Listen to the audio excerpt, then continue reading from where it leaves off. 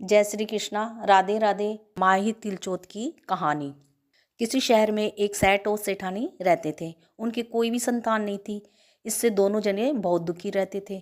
एक बार सेठानी ने पड़ोस की स्त्रियों को तिलचोत का व्रत करते हुए देखा तो पूछा कि ये व्रत आप कौन सा कर रही हो, किसका है, इसके करने से क्या लाभ होता है, क्या फल मिलता है।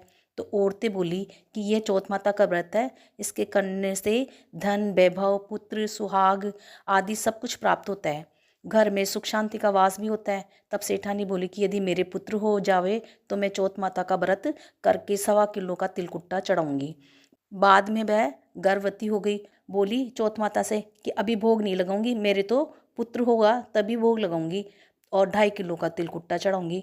अब गौरी पुत्र गणेश और चौथ माता की कृपा से उसे पुत्र हो गया, पर उसने तिलकुट्टे का भोग नहीं लगाया। फिर जब वह लड़का बड़ा हुआ तो सेठानी बोली कि अब इसका ब्याह हो जाएगा तब 5.25 किलो का तिलकुट्टा चढ़ाऊंगी। भगवान गजानंद व तिलचोत माता की कृपा व मेहरबानी से उसके पुत्र की सगाई हो गई, अच्छे कुल की कन्या से। अब लगन मंडप में फेरे होने लगे, लेकिन भाग्यवश सेठानी फिर भी चौथ माता के तिलकुट्टे का भोग लगाना भूल गई। तब चौथ माता व गणेश जी उस पर कुपित हो गए, क्रोधित हो गए। अब फेरों के वक्त में 3 ही फेरे हुए थे कि चौथ माता अपना कोप दिखाती हुई आई और दूल्हे राजा का अपहरण करके ले गई। गांव के बाहर पीपल के पेड़ पर छिपा दिया। सब लोग अचंभे में रह गए कि एकाएक दूल्हा कहाँ चला गया।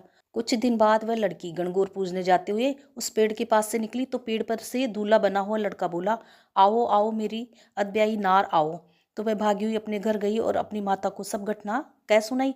ये समाचार सुनते ही सभी परिवार वाले वहां पहुंचे और देखा कि वहां पर जवाई राजा है, जिसने हमारी बेटी से आधे फेरे खाए थे और उसी स्वरूप में पीपल पर बैठे हैं। तो सभी ने पूछा कि आप इतने दिनों से यहाँ क्यों बैठे हो, इसका क्या कारण है। जमाई राजा बोले, मैं तो यहाँ चौथ माता के गिरवी बैठा हूँ। मेरी माता से जाकर कहो कि वह मेरे जन्म से लेकर अभी तक के बोले हुए सारे तिलकुट्टे का भोग लगाकर और चौथ माता से प्रार्थना करके क्षमा याचना करे, जिससे मुझे छुटकारा मिले। तब लड़के की सास ने अपनी संबंधन को जाकर के सारा हाल सुनाया। तब दोनों ने, लड़के की माँ और लड़की की माँ ने, 1.25 मन का तिलकुट्टा गणपत भगवान पर चौथ माता का पूजन करके भोग लगाया, अर्पण करके क्षमा याचना की। तो चौथ माता ने प्रसन्न होकर दूल्हे राजा को वहां से लाकर बैठा दिया। वहां वर वधु के 7 फेरे पूरे हुए और वर वधु सकुशल अपने घर के लिए विदा हुए। चौथ माता की कृपा से दोनों परिवारों में खुशहाली हुई।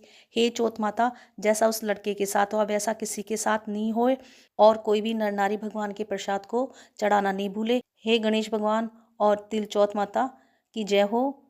कहानी कहते सुनते हुकारा बढ़ते, सभी का भला हो। जय श्री कृष्णा, राधे राधे।